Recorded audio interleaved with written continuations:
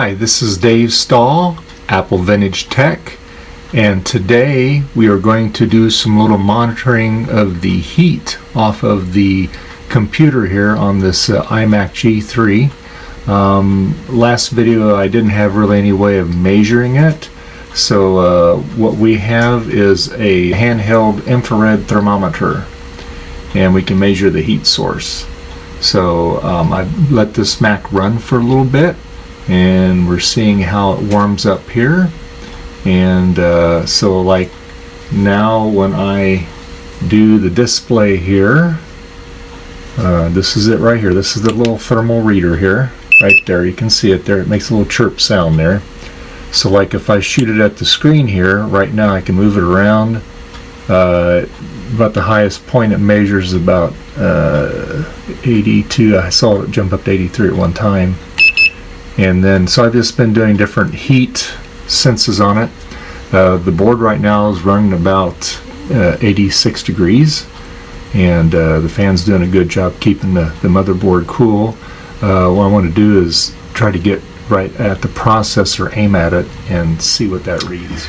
And I want to also show you that I have prepared the SSD drive. I decided to do 3 partitions on it. So I'm running 9.2.2, and then I have Leopard, and I have Tiger. I can run 9.2.2 okay. I can run Tiger just fine. Both of them are very stable.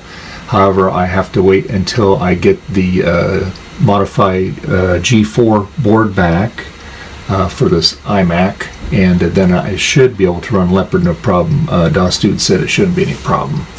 But it's all loaded and all ready. It's as soon as I get the motherboard swapped in it with the G4 processor, then we'll try to boot right into Leopard, and hopefully it'll run without a hitch. And plus it'll be a nice speed bump for this machine. You know, with the SSD, it tremendously helps.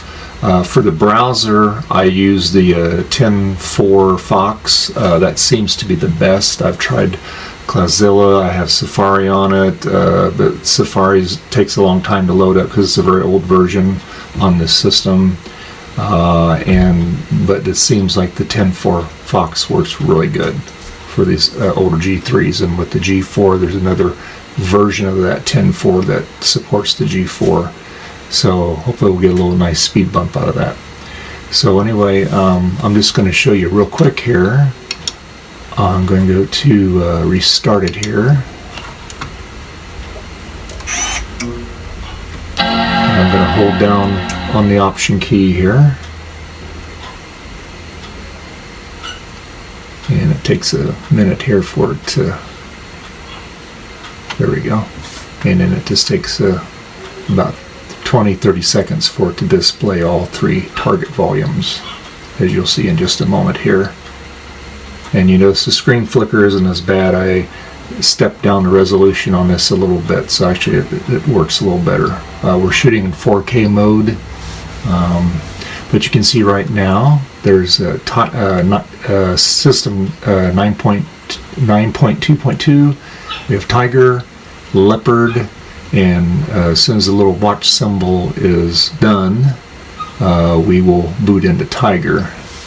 And it does take just a little time to boot into Tiger. If I set it as a default drive, it boots up much faster, but since we have all 3 of these, well, we can choose whichever one we want. So anyway, so we're going to select Tiger here, and we're going to let it boot into it. And you see the Apple logo, and like I said, it just takes a little longer. You can see the little wait symbol there. It's loading, and like I said, it runs Tiger beautifully.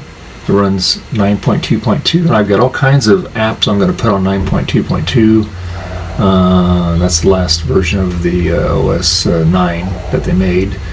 And when I used to have my 20th anniversary Macintosh, which I sold that several years ago, I had it maxed out. I actually was able to run 10.3 on it, do some hacks with the Sony G3 card. You kind of take your risk in your own hand, because if you do the firmware updates, it'll mess up the firmware on it, and it won't boot at all. But I got lucky and I could run both systems on it.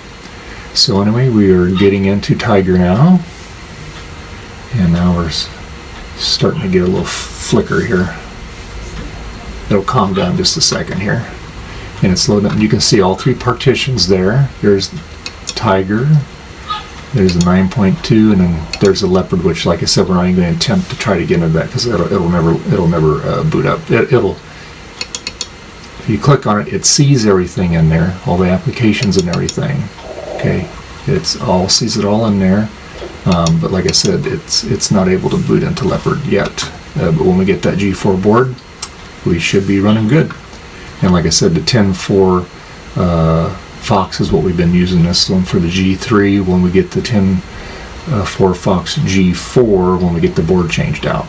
So anyway, that's what we're doing on this. And like I said, that fan is working great. It's helped keeping it cool.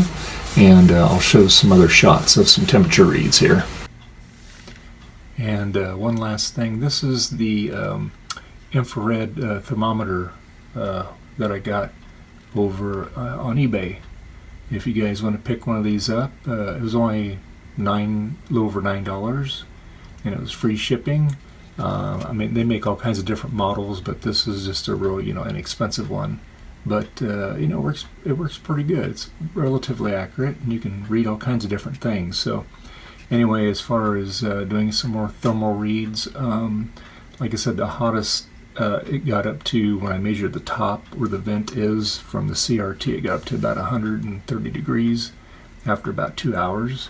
But again, you go down to the board, and the hottest it got was 96. So that's pretty good. So anyway, I'll keep you updated when we get the G4 board back in. We'll do another video, and have a good day and have a good week.